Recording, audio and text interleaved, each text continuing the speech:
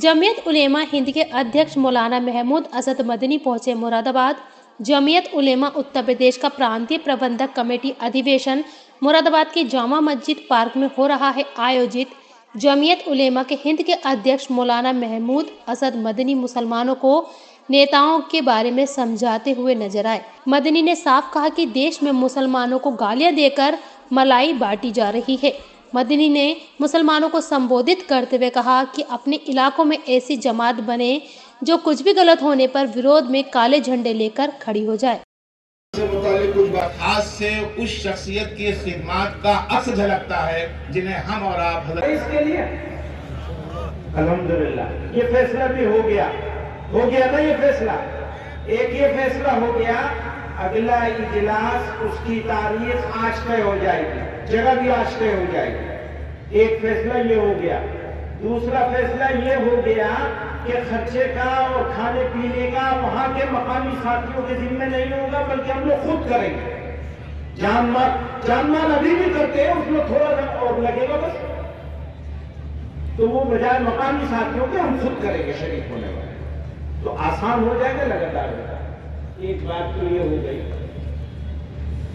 दूसरी बात ये है, संग से शीशा बना, शीशे से पैमाना बना। संग कहते पत्थर को, संग से शीशा बना, शीशे से पैमाना बना। हम हैं उस मट्टी से जिस मट्टी से परवाना बना। हम हैं उस मट्टी से जिस मट्टी से परवाना बना।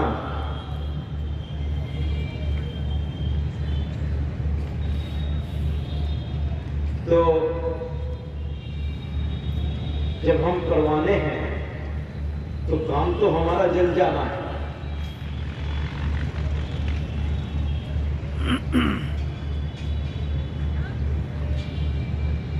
शायद मैं इसे तो दूसरे अंदाज से भी कहा है।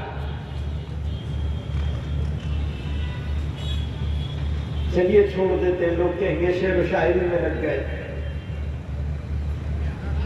लेकिन एक बात याद रखिएगा, मैं अभी इस्लाह मुआशरा की तजवीज़ सुन रहा था, तो बदलाव की बात है। तो मैं अपने दोस्तों से बराबर ये कह रहा हूं कि 2-3 सालों से कि जो लोग भी अपनी तकरीबात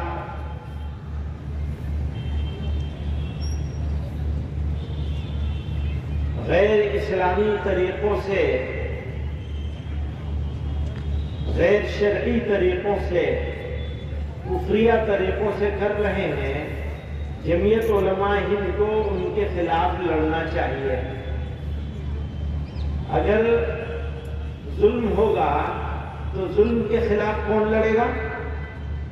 जमीयत लड़ेगी या खामोश बैठी रहेगी, तमाशा देखेगी? तमाशा तो नहीं देख सकते ना, लड़ना पड़ेगा, चाहे अंदर से हो रहा हो चाहे बाहर से हो रहा हो। तो हम लोग बाहर से तो जुल्म के खिलाफ लड़ने को बहुत पसंदीदगी से देखते हैं और देखना भी चाहिए, लड़ना भी चाहिए।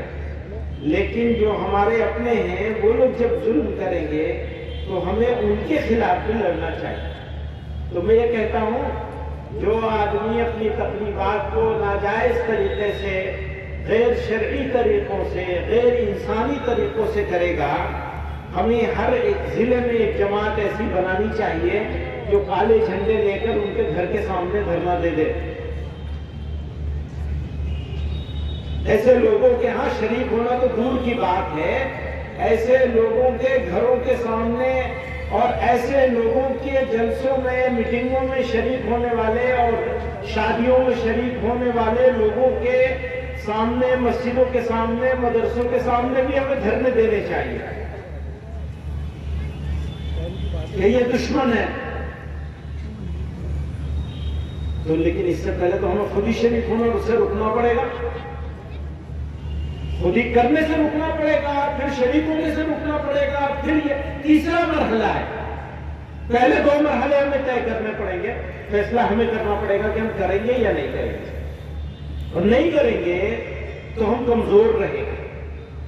हमारी कमजोरी अगर हमने मिल्लत की दूर करनी है تو ہمیں اپنے اندر طاقت پیدا کرنی پڑے گی، اور ہماری سب سے بڑی طاقت وہ ہے کہ ہم اپنے معاشرے کی، اپنے سماج کی اصلاح کریں، سماج کو سدھاریں، سماج کی کمیوں کو دور کریں اور لڑنے کے لیے تیار ہیں ان سے جو مسلمان ہو کر کے ناجائز و حرام کام میں مبتلا ہے۔